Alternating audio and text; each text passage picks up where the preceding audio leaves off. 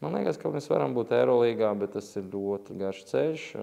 Bet no sākuma jābūt kartei, ko mēs gribam izdarīt un kā tur nokļūt.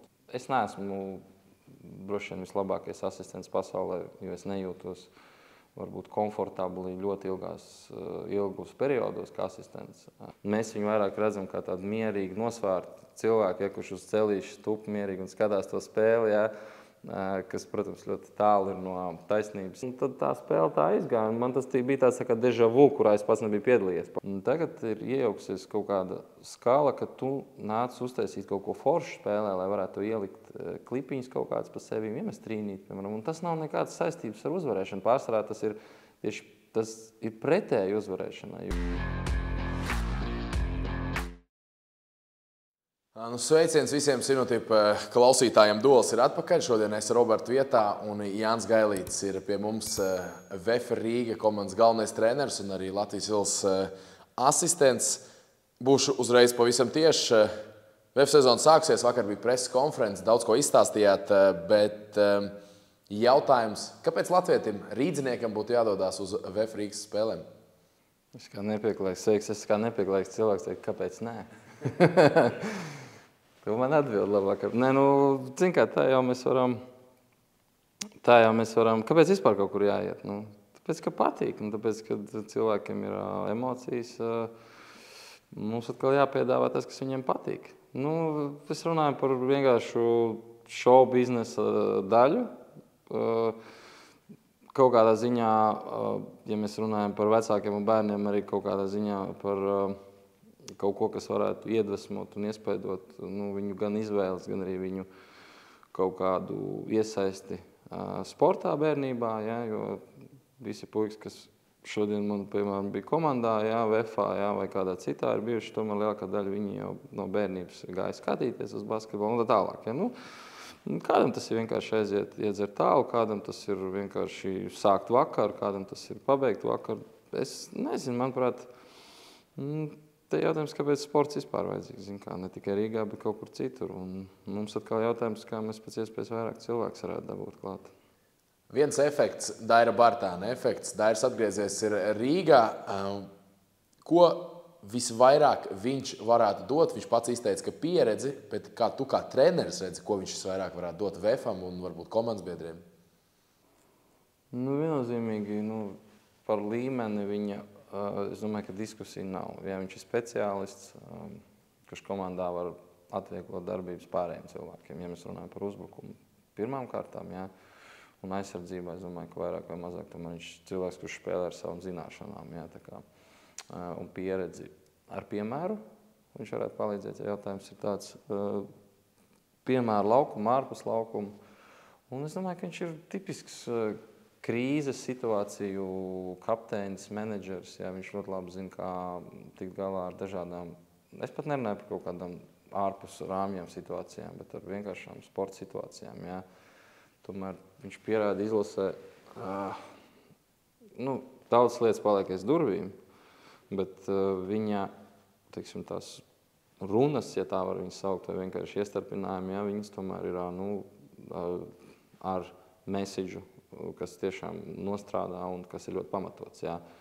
Un es esmu, manuprāt, viens no labākajiem tādā ziņā līderiem, līderis arī ar balsi, ko es esmu saticis un redzējis sportā. Džakarta vēl un Manila pavisam svaiga. Principā tās emocijas ir tepat blakām, bet kā ir būt tur kā asistentam, ja ikdienā klubā tu strādā kā galvenais treneris? Protams, kad mēs ļoti augstu cienam pirmkārt Latvijas Ilas, otrkārt galveno treneri.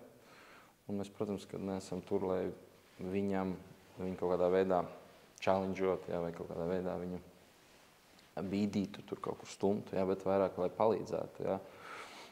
Protams, arī apstrīdot viņu lēmumus, tāpēc, ka tā ir daļa no procesa.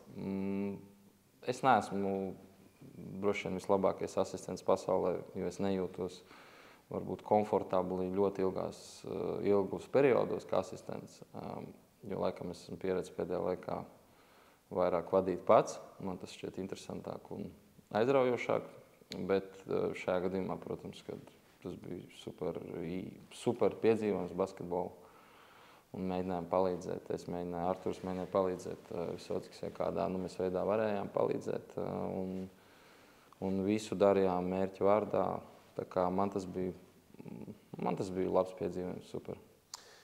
Daudzi runā par viņu kā personību, kā raksturu cilvēku. Vai tev bija kāds brīdis, kā varbūt trenerim, kā galvenajam trenerim VFA, un tu mācies no citu treneru, kad tu paskaties, ko izdarīja Luka Banki un šita, wow, šo es varētu paņemt arī, teiksim, savā koferī, repertuārā? Zini, kā lietas, manuprāt, lietas nenotiek tā, ka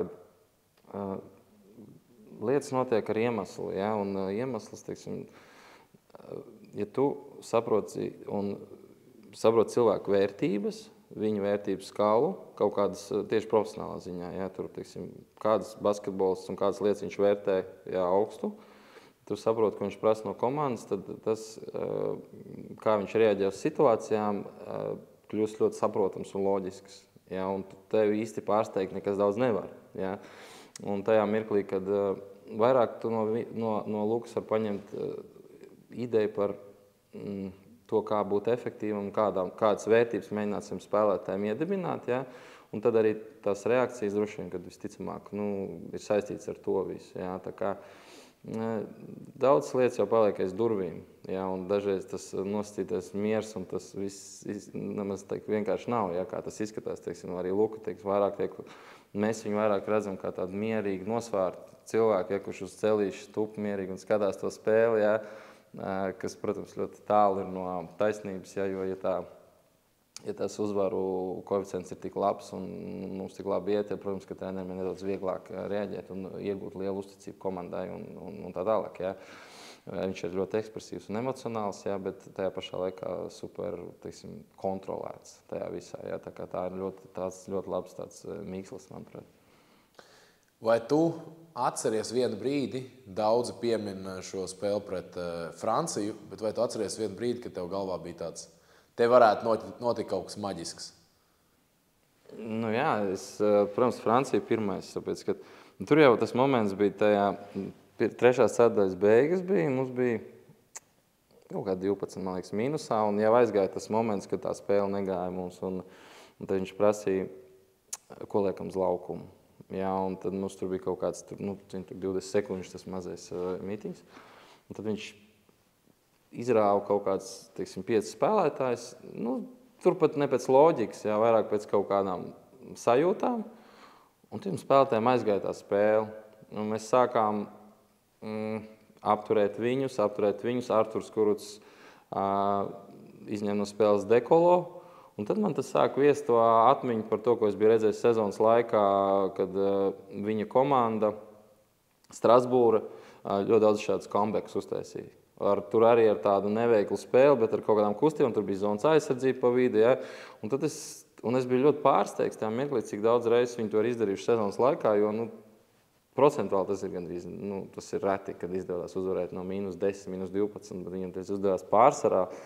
Un tad man likās, ka treneris uz tādu pārliecības viļņa, uz sajūtu viļņa, un izskatās, ka mēs atkal esam iegājuši tajā viņa spēlē, un te varētu kaut kas notikties. Un tad tā spēle tā izgāja, un man tas bija tāds kā déjà vu, kurā es pats nebiju piedalījies pa lielam. Tā kā, tas bija tas viens moments, kad pēc tam jau, kad tu Franciju vinnē, tad jau liekas, ka cits komandas arī var vinnēt, godīgi sakot, vai ne? Un tad, kad aizgāja līdz Vācijas pēdējām metienam, jo tas jau arī bija kaut kas tāds, ko īsti jau mēs jau tur bijām arī tomēr -7, -9, jau tur tā spēles, un tas Dālim ir bumba. Es godīgi sakot biju ļoti pārliecināts, ka viņš trāpīs, ja, jo mums bija tiešām, un tas, protams, vēl vienreiz liek domāt, ka tu atkal iemetīsim, šoreiz nesanāca, bet sajūtas bija, jā, superīgs. Tieši pieskāries runājot par Dāvi, cik ar basketbolu cilvēkiem nepazīst viņu personību, bet katrs basketbolu cilvēks, treneris, spēlētājs saka, tādu dzelzs pārliecību par savu trojku nevienam nav. Viņš var aizmest 9 garām un 10 to metīs. Šajā situācijā viņš neiemet. Visa Latvija, manuprāt, tā sanāca kopā un tiešām bija lepni pat par to neiemesto metienu. Kā Dāvis reaģēja? Viņam ir tā dzelzs pārliecība, bet šoreiz. Ienāc Sinotip LV. Esi kopā ar uzvarētājiem. Pārliecība tā viņam necietīs. Viņš pārdzīvoja par to, ka neiemet. Labā ziņa, ka nebija daudz laika pārdzīvot, jo mums bija nākamajā dienā, kā laime, nelaimē, mums bija spēle nākamā, un īstenībā tas palīdzēja ar itāļiem, tāpēc, ka, tas ir, šādas lietas, šādas zaudējumus tikai var pārvarēt laiks, spēlētājiem, ka tu neaizēji līdz mērķim, tas ir zaudējums, ja tāds iekšējs, un tev laiku vajag, lai to varētu. Un labākais, kas ir cits mērķis, un tas cits mērķis vienkārši nāca. Mums bija atkal nākamā spēle, mēs gribējām pierādīt, pirmā ceturtdaļa bija slikta, pēc tam vajag normāli aizgāja, tā kā domāju, ka viņš ir ticis pār tam visam. Vēl viens spēlētājs Andrejs Gražuls turnīra laikā absolūts mans MVP, bet ne tikai basketbola ziņā, bet noteikti 80% par to, kāds ir Andrejs Gražuls. Un man gribētos salīdzināt tādu piemēru. Es teicu, ka Andrejs tāds latvieša tipiskais, tāds, ja var teikt, tāds basketbola lauku spēks. Kā varbūt tās mums citreiz meklēt vairāk varbūt šādas spēlētājs, jo nevienmēr tos talants tajā salīdzinoši mazajā Latvijas basketbola vai vispār sporta pasaulē var atrast, bet varbūt vairāk tos, kā saka, krampi, spēlētājs ar krampi atrast. Nē, es piekrītu, ka tā mentalitāte, tas arī talants ir. Tas viens, ka mēs jau to mentalitāti nevaram ieraudzīt arī bērniem tā nemaz. Jā. Mēs redzam ķermeni, diezgan acīm redzams arī, protams, nevienmēr, bet skatāmies uz vecākiem, skatāmies uz dažādām tām proporcijām. It kā diezgan viegli, vismaz nosacīt tur viņu pubertāti un tā, kur noteikti apmēram kādā garumā, bet uz to mentalitāti, tas ir milzīgs talants un, manuprāt, mazāk un mazāk jaunieši nāk ar tādu domu uzvarēt spēles, kas kādreiz likās vienkārši loģika. Tu vienkārši spēlē, lai uzvarētu, jo tev jau nav nekāds, tu vienkārši nāc sporto, tāpēc, ka tu gribi pierādīt, ka tu esi labāks nekā tas džeks, kas tev tur blakām sēž solā vai tur vienalga. Tagad ir iejauksies kaut kāda skala, ka tu nāc uztaisīt kaut ko foršu spēlē, lai varētu ielikt klipiņus kaut kāds pa sevi, iemest trīnīt, piemēram, un tas nav nekādas saistības ar uzvarēšanu. Pārsvarā tas ir tieši tas ir pretēji uzvarēšanai, jo tiek izvēlēts kaut kāds riskants lietas, stulbi metieni, un agrāk vēl tu viņu iemet, un tā ir tā uzvara tajā mirklī, kas nav saistīta ar komandas sportu, vispār ar komandas vēlmu, un tāpēc, teiksim, cilvēki, pirmais, kas pazaudēja to vērtību, bija tā lielā naudas sportā, kad sāk daudz spēlētāji spēlēt, tāpēc, lai pelnītu. Un otrā lieta, kas palika, ir šie highlights spēlētāji, ko NBA tirgo. Un tas ir ok, un aģenti tirgo, bet, manuprāt, spēlētājiem, un mums treneriem īpaši ir jāaudzina šie spēlētāji, lai būtu vairāk tādi kā Andrejs, un arī es atceros, kaut kad Itālijā viņš iemet izšķirošo metienu 2 reizes sezonā. Viņš saka, Andrej, pasmaidi vismaz, vismaz parādi, ka tev patikās, jo cilvēkiem gribās to redzēt, viņš tāds džeks ir, tā kā, viņš tāds, super džeks. 8 gadi VFA, atgriežoties pie kluba. Kāds šobrīd trenerim Jānim Gailītim ir plāns nevis šai sezonai, bet, 5 gads plāns vai no sezonas sezonu?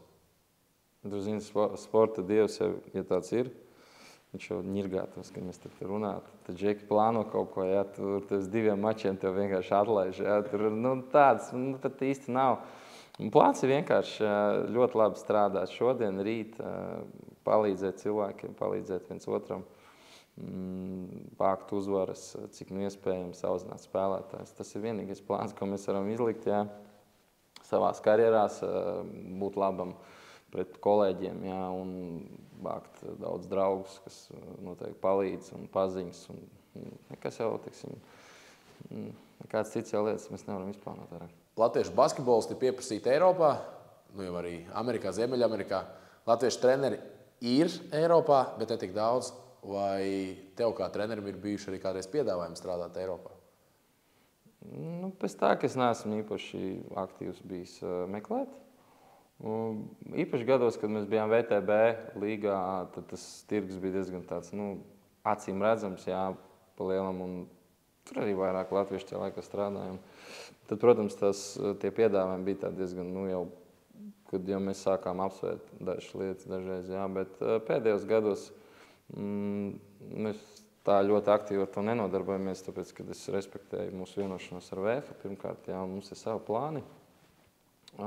Cilvēki ir uzticējušies man, un es līguma termiņos vienmēr uzticos viņiem, jā, un mums ir kaut kādi plāni par sezonu, mums ir plāni par vīzijām, jā, un, protams, ka mums nevienmēr ierobežo, varbūt, teiksim, tur līdzekļi, jā, jo pāris gadi, teiksim, mums tiešām ir bijuši ļoti grūti finansiāli, jā, un ir tāda cerība, ka varbūt nākotnē, kā piemēram šajā gadā jau ir tomēr neliels budžeta palielinājums, mums tomēr būs iespējas to savu vīziju attīstīt jau bišķiņ plašāk un tā tālāk. Tā kā es ļoti, arī tādas lietas, zin kā, tas ir, tev jābūt tur, kur tu esi un jādara tas, ko tu dari, bet, protams, es gribētu strādāt pēc iespējas augstākā līmenī, un es ceru, ka tas iespējams augstākais līmenis būs šeit uz vietas īstenībā.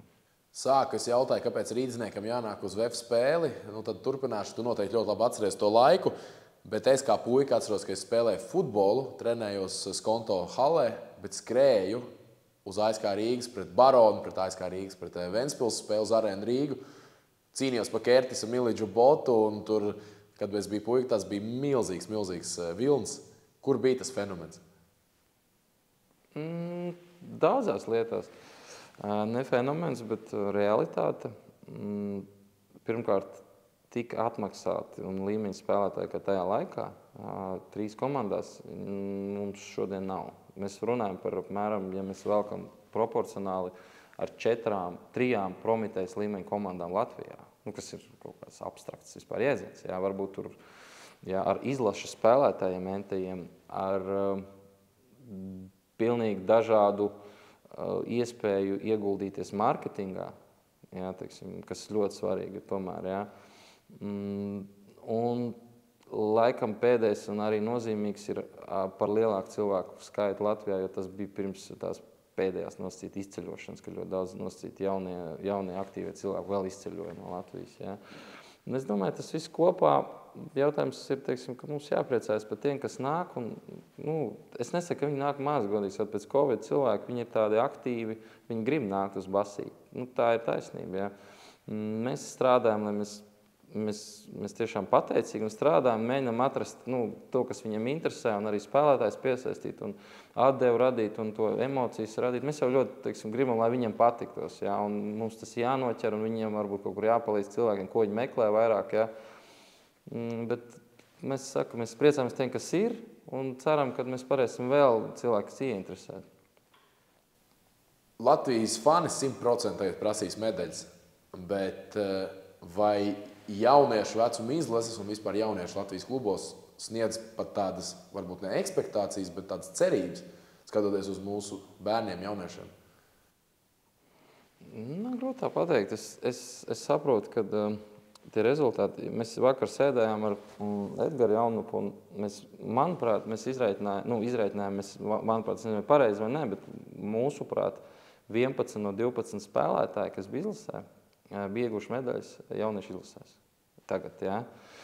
Varbūt mēs kļūdamies pa vienu, jā, bet manuprāt, ka nē. Jā. Sākot, teiksim, pa 7, 9 točnā, jā, bet manuprāt 11. Jā. Uz doto mirkli mēs nespēlējam pastotnieku pārsvarā. Jā. Vai tas ir saistīts ar spēlētāju līmeni, vai kaut kādu veiksmu, vai to, ka tur ir izlīdzinājies tas sports, es īsti nemācēšu pateikt. Jā. Vai mēs varam strādāt labāk ar jauniešiem? Jā, noteikti, un mēs varam strādāt labāk ar jauniešu izlasēm globāli, manuprāt. Jā. Veidojot kaut kādu kopēju stilu, kopējas vērtības, nevis katra izlase, teiksim, dara to, ko izlaša treneris vēlās, jā, bet radīt kopēju seju katrai izlasē, jā, kur mums ir savs stils, kur, protams, mēs pielāgojamies tam sastāvam nedaudz, jā, ja tur kaut kāda ir spēlētāja īpatnē, jā. Bet tomēr mums ir jāsaprot, mums jābūt vīzijai. Es nekad neesmu Latvijas basketbolā, sākot no kluba basketbola, nerunāt par mūsu organizāciju vispār. Es neesmu redzējis ne vīziju, ne kaut kā. Es kā dalībnieks šeit, es nekad neesmu redzējis, kas ir mūsu nākotnes 5 gadu mērķis. Es esmu dzirdējis par Latvijas izlases mērķiem, par atsevišķu mazu kaut kādu organizāciju mērķiem, bet es nekad neesmu dzirdējis par Latvijas basketbola mērķiem. Tie ir bērni, tie ir jauniešu komandas, studentu komandas, pieaugušo. Es nekad neesmu dzirdējis. Ja jūs esat, varbūt palabojat mani iekāds, bet es nekad neesmu dzirdējis. Es gribētu zināt, kas ir tas, ka mēs pateiksim pēc 5 gadiem, mēs labi nospēlējām. Mēs labi esam strādājuši 5 gadus. Pēdējos, jā.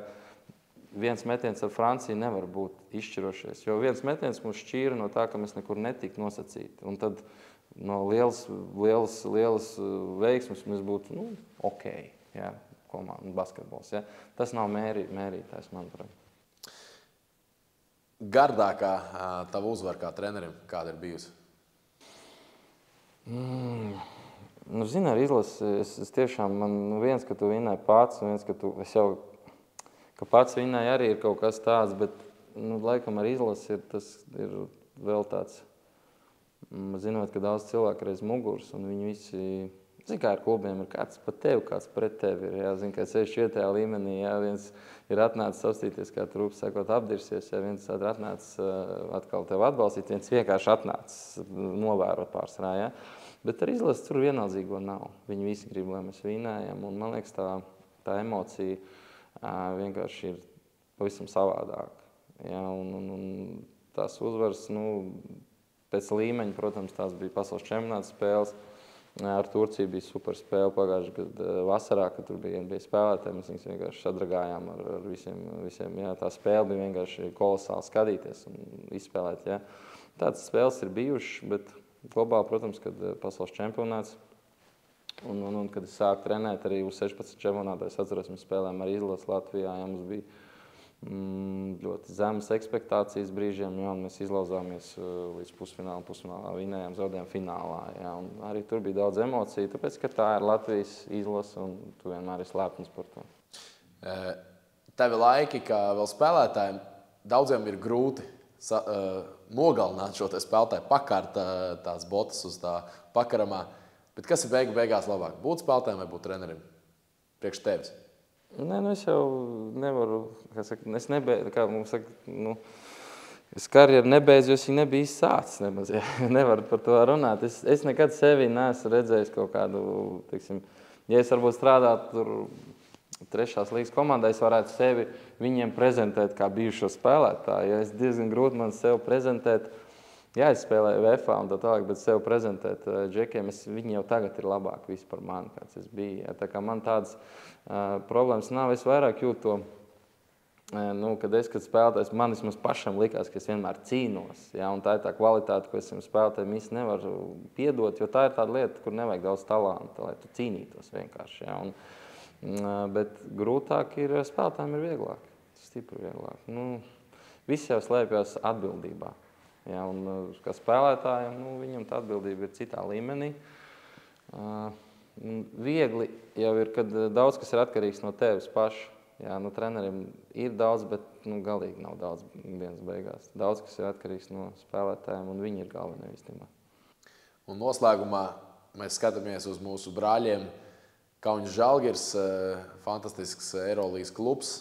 Latvijā Eirolīgas klubs. Tā ir kaut kāda utopija, sapņi, vai tas ir reāli sasniedzams?